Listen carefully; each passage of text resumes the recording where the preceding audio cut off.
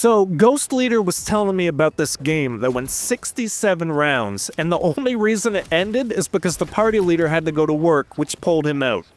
Now, Treyarch has a stated goal of 30 minutes for the average game of Grief, and we are again going past that. So, when the game launched, some games went very long. We posted the Handsome Man game, that went almost 3 hours. I posted a couple of mine that went an hour and a half. And the reasoning I gave was just the mechanics of Black Ops 6, coupled with the fact that when you're fully armored, along with how the zombies move, even if you get trapped, you can kind of just push your way through them because it barely hurts. And if you can't push through, you have 50 different options to escape and all the time in the world to decide on that. So fast forward, we get two big changes. Salvage cut in half, and zombies doing an upwards of 4 times damage past round 20, and this did shorten the games. For about a week.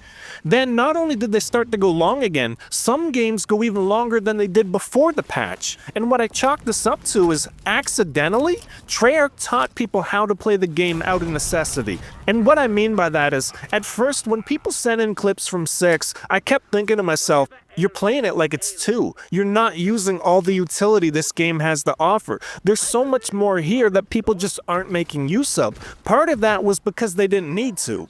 With the buff to zombie damage, everybody was forced to learn the new mechanics of Black Ops 6 Zombies, and now that people are figuring it out, the games aren't just going long again, but they're going longer than they did before all these patches to shorten the game.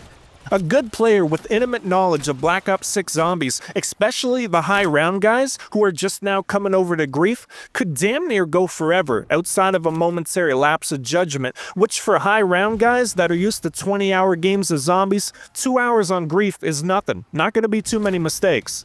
And with salvage cut in half, it still isn't enough to stop you from buying plates. You can easily stay afloat buying more of them indefinitely, and wearing full armor along with probiotic and hardened plates on Jug, your health bar really doesn't move that much. You do have to act a little quicker than before, but the zombies don't kill you that fast post-patch unless you have no armor. Otherwise, when you're plated up, it doesn't feel that different. It seemed bad at first, but in the weeks since then, after everyone figured the game out, it's still very hard to get someone down.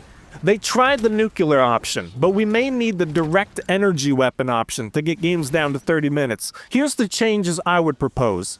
No level 3 armor buy. Take it out. You only get level 2. There's no reason to even offer level 3 in Grief. When I play Survival and we do round 30 exfils, I never buy level 3 armor because that's like round 50 shit. You don't need it. It doesn't have a place in Grief unless they plan on the games going 50 rounds.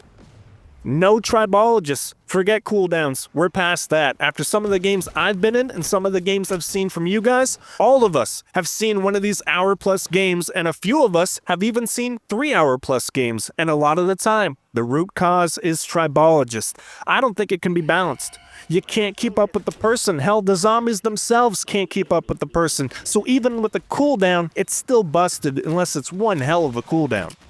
1 Dying Wish charge. They lowered self-revives to 1, but Dying Wish is also a self-revive, and it's even better because it's cheaper and it activates instantly. You should only get 1. Max Pack-a-Punch level of 1. Are we cooking now? I think so. There is no reason on planet Earth to give people guns that can kill zombies into the 60s unless your intent is for the game to last till round 60. Treyarch didn't study Black Ops 2 Grief, and this is a shining example. The reason I personally don't like Burrow on Black Ops 2 as a Grief map is because it's the one Grief map that gave you everything. And it's also the one Grief map where the game never ends because of that fact.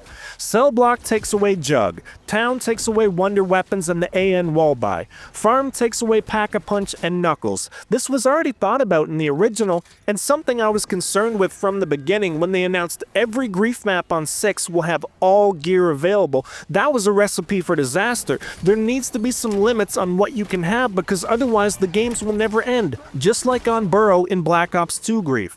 This is supposed to be Grief, not survival. Treyarch makes it too damn easy to kill the zombies.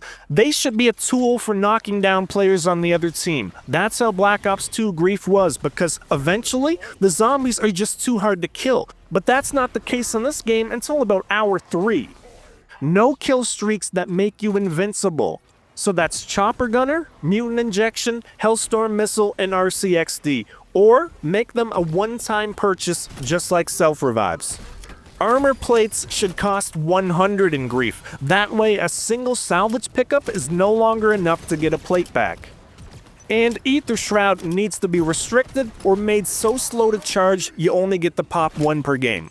Now with these changes in place, people will adjust and find new ways to stay alive we didn't think about before, but that's fine. That's the game of balance. You at least fix the obvious stuff first, and I'm hoping Treyarch has some more drastic changes coming. At least take out Tribologist and just see what the game of Grief looks like. But I feel like that's not enough, because you also need to lower the amount of firepower the player has so they can't kill zombies well into round 50 and beyond. Because we need to fix two things here, survivability and firepower. Because if you lower the survivability of these super sliders, what's plan B? Camp somewhere killing zombies for 2 hours. You have to knock these both out at the same time or one will just lead into the other.